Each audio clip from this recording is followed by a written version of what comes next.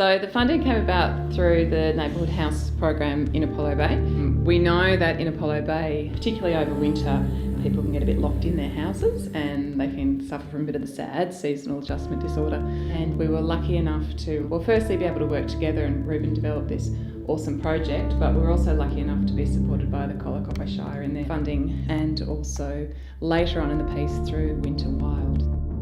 I have recently learnt that I really like to collaborate. There was some really fantastic input from the participants of the course. It came together really beautifully as a collaboration between just a bunch of community members.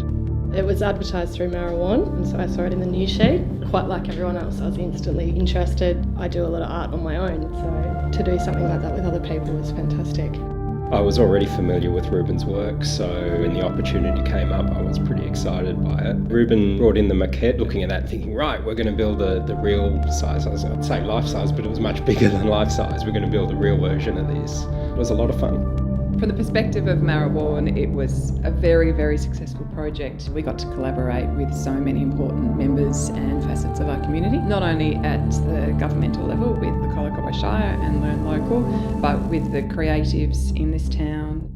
The talent and skill set in this town particularly is extraordinary. So we in Apollo Bay are unusual in the diversity of skills, and there's some really amazing people doing really amazing stuff. Well, I've done a bit of woodwork in the past, so it was for me a matter of applying those skills in a way that I hadn't used them before. And then to take the next step and get to drive one of the hands for the performance was something I wasn't expecting, and I thoroughly enjoyed it and would leap at an opportunity to do it again. In terms of the success from the Neighbourhood House point of view, we were incredibly happy with being able to put our best foot forward and kind of change the direction that we're going in. Melanie Howe, who was part of it, she made a comment while we were doing it that she was out of her comfort zone. So it was really nice seeing people like that getting involved as well, and not just people that have got art backgrounds. Well, I think in terms of community building, the thing that makes a community strong is shared stories.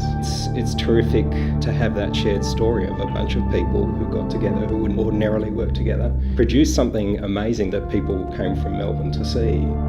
The people involved in the project were awesome to work with. They made this big, nasty beast. I don't think any of us could have done it without each other. Every single part of it was extraordinary.